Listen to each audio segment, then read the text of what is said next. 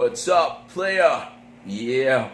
Okay. Actually, mayroon lang akong gustong linawin na issue tungkol sa kumakalat na lason ngayon sa internet.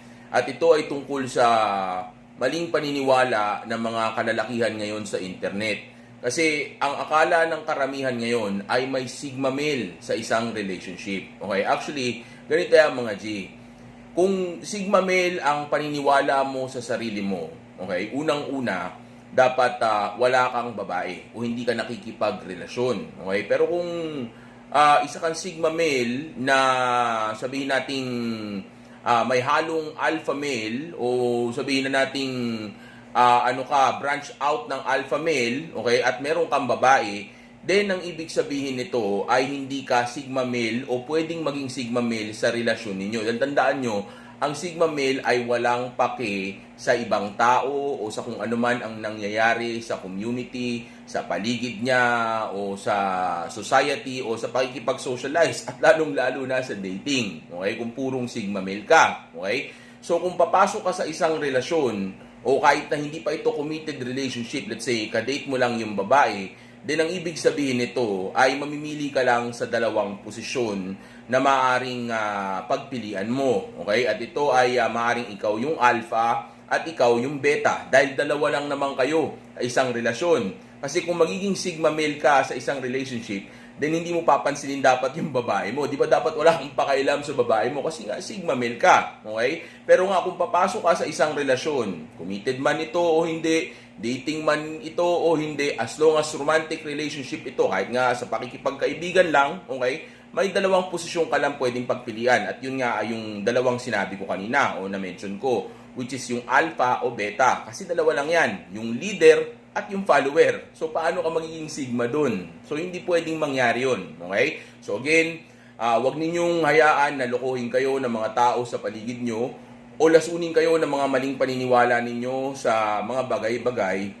Dahil tandaan ninyo, maraming mga tao dyan ang sabihin na natin pinipilit nilang talunin yung alpha male concept dahil nga mahirap gawin o mahirap maging katulad nito.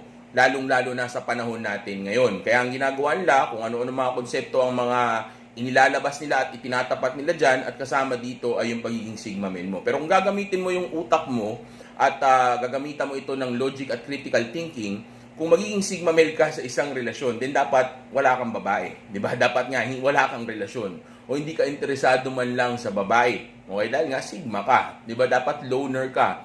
Dapat hindi ka interesado sa babae o gusto mo mapag-isa lang. Kasi mas importante sa iyo yung peace of mind mo. Pag nagkaroon ka ng babae, kadalasan yan, most of the time, yung utak mo ay gumagana dyan. So kung gumagana yung utak mo, then hindi kami nito mabibigyan ng 100% na peace of mind. Yun nga ang habol o binavalue ng mga sigma male. And gaya nga sabi ko sa inyo kanina, sa isang relasyon, kaibigan man yan, babae man yan, committed man yan o hindi, dating man lang yan, o sabihin nating 3 o 4 mo lang yung babae na iyon, okay? Pag pumasok ka dyan o nagkaroon ka niyan, may dalawang posisyon lang na pwede mong pagpilian. Ikaw yung alpha, o sabihin na natin ikaw yung leader, o kaya naman ay ikaw yung beta, o sabihin na natin ikaw yung follower. Okay? So, hindi ka pwedeng maging sigma dyan. Okay? And again, gaya ng sabi ko sa inyo kanina at palagi kong sinasabi sa inyo sa lahat ng mga video ko, mga G, huwag kayong magpauto sa mga tao sa paligid. Okay? Gamitin nyo palagi ang utak ninyo. Okay? Lagi ninyong i-analyze ang isang bagay. Hindi porque sinabi ng isang tao